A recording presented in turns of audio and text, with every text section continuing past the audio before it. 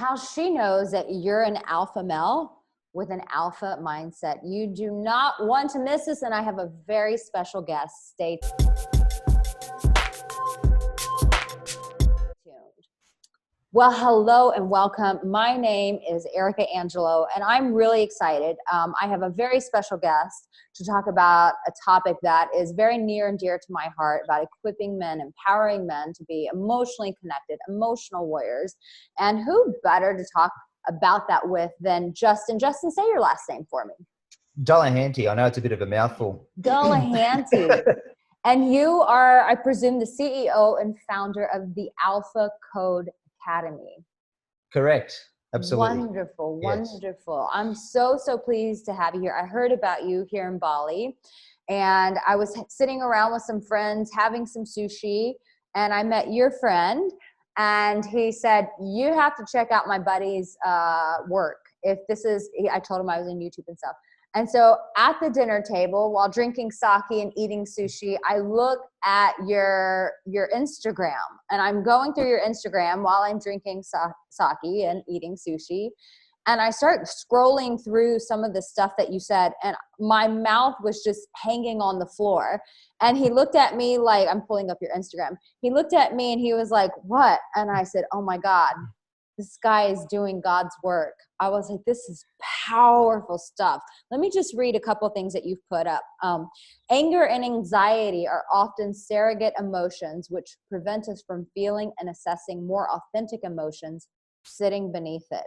Ooh, I think as the masculine, you know, I'm a woman, but I have a really strong masculine side. I can identify with this. It's like, yeah, those two emotions are super strong, but they're a total mask of like what's going on. Let me find another one that you put. This one I just posted on my Instagram, and I said I was excited to interview you. And it says, you cannot think, drink, or masturbate the discomfort of or inner emptiness away. Whoa, that's powerful. You can, but it's very fleeting and transient, that the release. Yeah. Tell me about Definitely that. not long lasting. Sorry, what's that, sorry? Tell me about that. Well, it's, we've got all these unconscious distractions. Well, we've got these distractions, or what's another way of languaging it?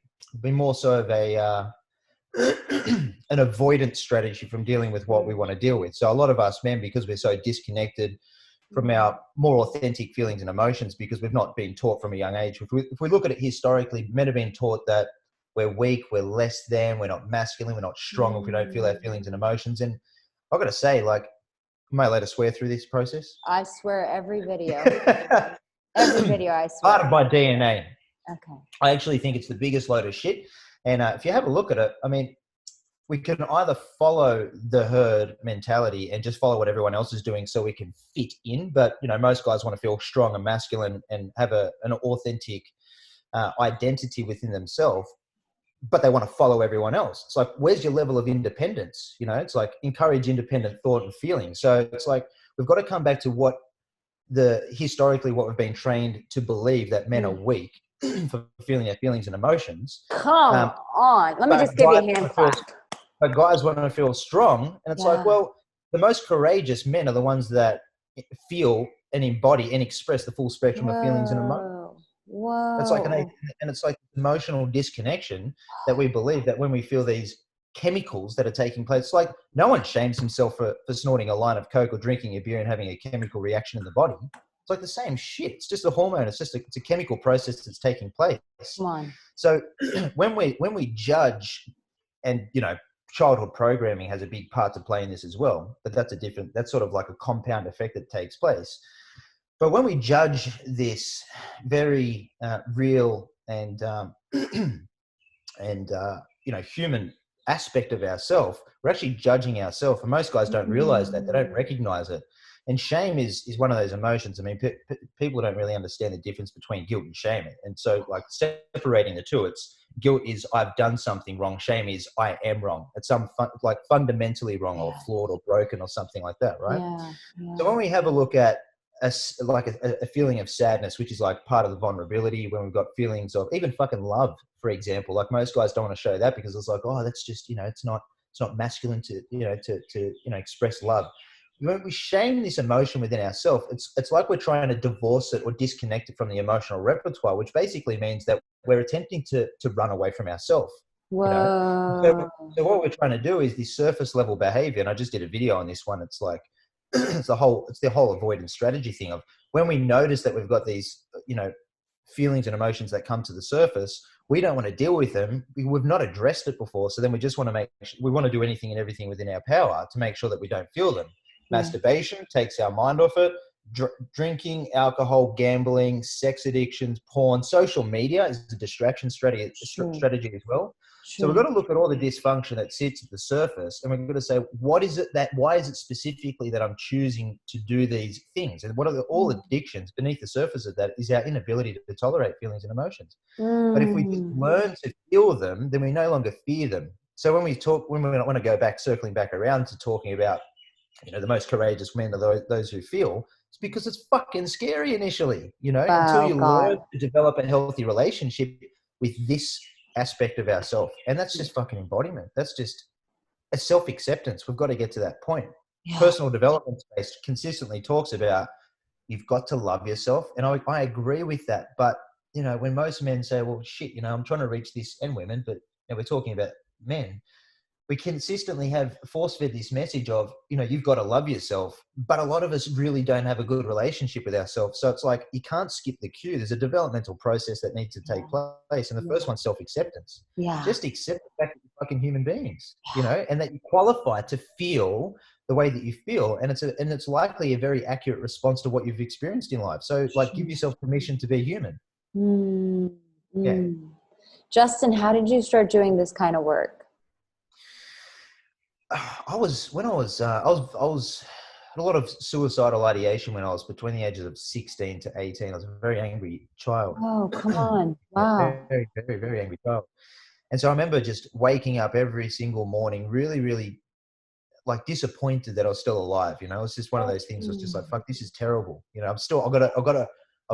was like going to war. You got to get up and it's like going through the thought process and thinking my way through my problems. It goes back to that quote of trying to think your way through problems.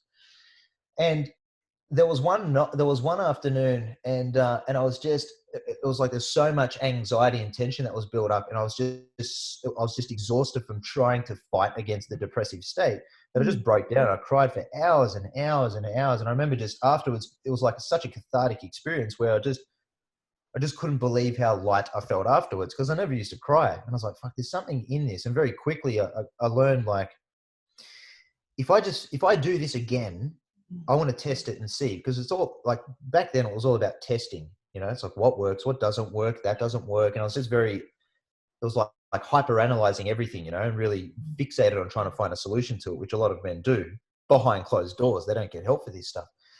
And so then I had that experience. And then the next day I did the same thing, because it was about when the sun was going down. That was like the anchor point. I was like, fuck, as soon as that sun goes down, then I'm going to start feeling depressed again. And then I'll trigger that emotional response. Right. And then so I started feeling it again, and then I was just trying to fight it, and then I released it, and then I'd cry again, and I was just like, maybe it's just, and I was very intuitive from a young age. I was like, maybe if I just allow myself to get this stuff out, it's trying to get out, So the next day I was like, fuck it, cool, bring it on, let's do this thing. I'm going to go deeper this time. And so I just completely relaxed my body, and I was so accepting of the emotion that I thought that was going to surface, and it probably brought up about. It was there, but it was about 20%. I was like, fuck, that's interesting. Next day, same thing. Next day, same thing. And then so it sort of went away a little bit, and I wasn't fighting it. But what I realized is that the anxiety, that part, that's the surrogate emotion. That is so thick for a lot of us guys.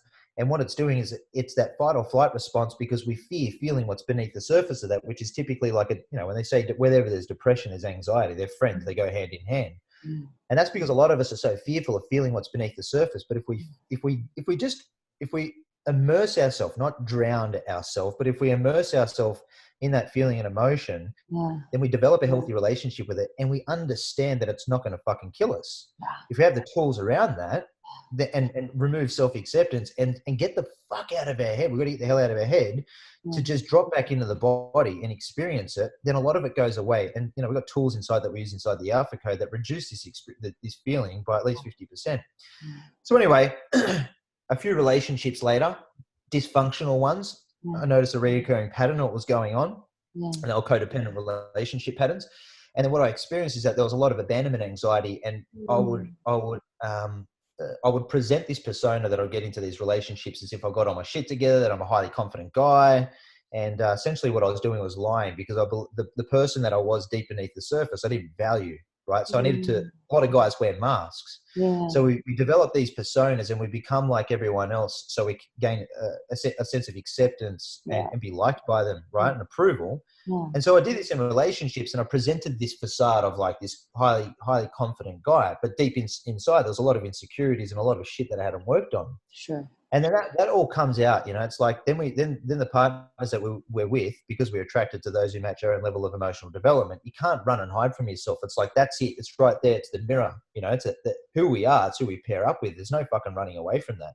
So we can blame the other person as much as we want, but ultimately if we put the finger at someone else, there's two pointing back at us. And so I started to take some ownership, and like anything, I just started to look at the pattern. I'm like, there's a pattern for me here, and clearly it's me. And I started working with a mentor from over in the States, and she told me, she said to me, if I work with you, very raw old lady, and probably some of the best mentors I've ever had have been females. And because I was pretty like egotistical back then, I needed someone to cut through a lot of that ego. And so anyway, we worked together. She said no sex and no dating for the period of time that we're working together. And at this point I was around 20, maybe 26, I guess. I was like, cool, just let us know what you need me to do. And this was off the back end of a really challenging breakup, where I was like dealing with a lot of abandonment anxiety, and I'd been cheated on, and there was just that relationship breakdown, a business fall over. So everything that supported my identity was taken away from me, and I was just left like this shell, like, who the fuck am I now? Because everything was like leveraged off that identity. Come on. So then I had to go through this whole identity rebuild, and I was celibate. So for the guys who don't understand what that, it's basically I kept my dick in my pants, no sex and no dating for 12 months. So Lord Jesus, I know, right?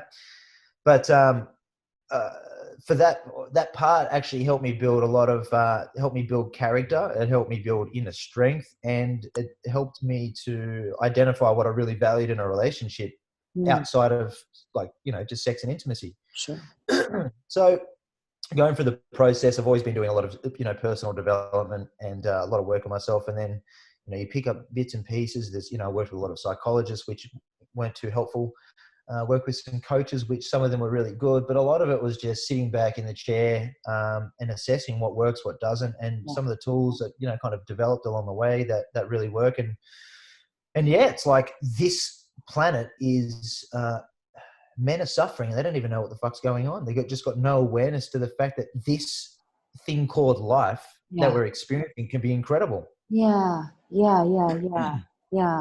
It's so interesting. You're talking about, being afraid to feel. And so we like check out, and, men masturbate, they drink, and it's like that fear of facing like what they're actually feeling underneath.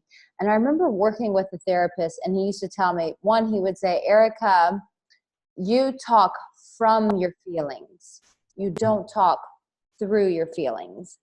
And he said, what is that about? And it came up, and I said, well, I'm scared to feel that pain again. And he used to say this to me, and it was so beautiful. And he said, Arica, those experiences that created pain in you that continues to live and thrive inside of you, he said, you've already lived through those experiences. It's okay. I don't know, something that simple. He said, you already lived through it. And it's like, when we don't allow ourselves to face the pain, what we're doing is we're allowing that experience to continue to affect our life, to wreak havoc on our life. It's like that pain just keeps showing up every day until we look at it in the mirror. I had a situation where I talked to my ex, and just talking through like some questions about her breakup. And And he finally found the courage to tell me, this is why, for my end, why we didn't work. Yeah. And what he exposed was something in my life that there was so much shame there, so much shame. But, you know, as another man, like, it took courage for him to say, this is what's going on in you. That is a no-go for me. And for me, it was like this area that I had just buried inside so deep, so deep, so deep. And to have that come up was just like, it felt exhausting. I felt sad. I felt all these things. But it's like, if I don't face this, if I don't face this shame, the consequences of this governing and dictating and ruining the relationships of my life are not fucking worth it. They're not worth it. So you know what? If I got to get into a fucking closet and if I got to deal with that shame and I have to look at that shame and I have to fight that shame for 2-3 days, then fucking let's fight for 3 days. But I guarantee you, when I'm in the ring with shame, one of us is going to be standing, and I bet all my money that that's going to be me. And it's the consequences. It's the consequences of shame that, for me, that motivates me to like do my shame work real fast. Because I'm like, if I don't deal with this shame, I'm not going to love myself. Self-hatred's going to creep in. I'm not going to be able to accept myself.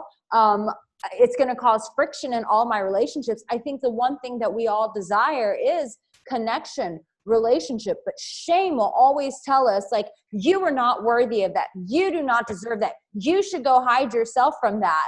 And we believe this shit. We're like, because we're not willing to face it. We believe these fucking lies that tell us you need to go hide and bury yourself.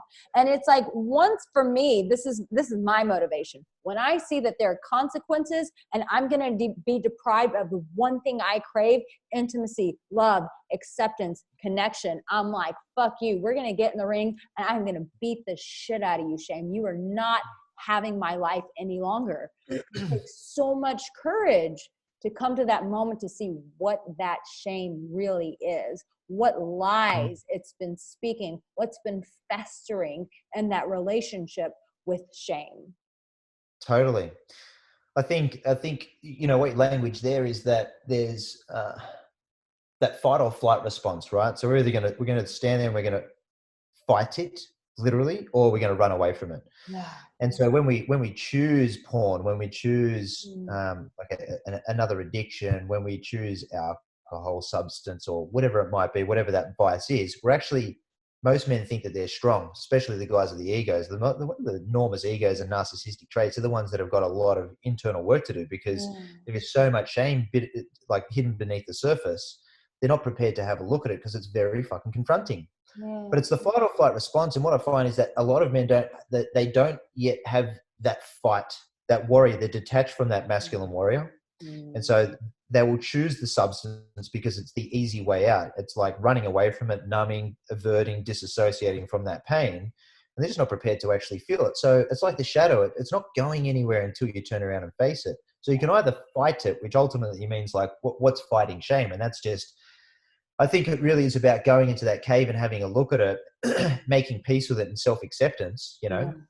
And then the fastest way to actually collapse shame is to accept it, but then also share it as well, because shame is one of those things that I must be wrong for this, and therefore I'm going to push it to the side, close it. You use the metaphor of the cupboard, right? It's like, open the cupboard, let's have a look at this thing and show it to everyone. And then it's like, you know, there was a gay guy that I work with, and, you know, he was in his 40s, and he only came out of his closet after doing this work because it was just like, you know, I'm gay, I can't tell my family and friends and all that. And it's like, brother, like, it's you. Like, that's your truth. You know, as soon as you start getting aligned and living aligned to your truth, that's your truth. And he came out and everyone's just like, man, are you serious? We fucking knew this shit for the last 20 years. Like, what? He's like, oh my God, I'm so relieved, you know. And there's just like, I've lived this lie for my entire life. And that's what men are doing. They're living this ultimate lie. And I think when we have a look at a depressive state, there's always some level of identity conflict there. You know, they've been living a lie. They've not been, and living a lie also means not feeling the truth as well. You know, it's like not speaking your truth. It's not. So a lot of men that we work with are people pleaser type guys' personalities, you know, the fixer rescuers and, you know, the ones that validate self-worth by the codependent relationships and stuff, not wanting to speak up with their relationships because if they rock the boat, they've got to tread on eggshells and all that sort of stuff. Because if it brings up fucking conflict, then I'm going to feel discomfort. It's like, she's not going to hang around for that stuff, man. No. You know? No. It's like the shame it's one of those things you got to share it. Yeah. But first you've got to confront it yourself.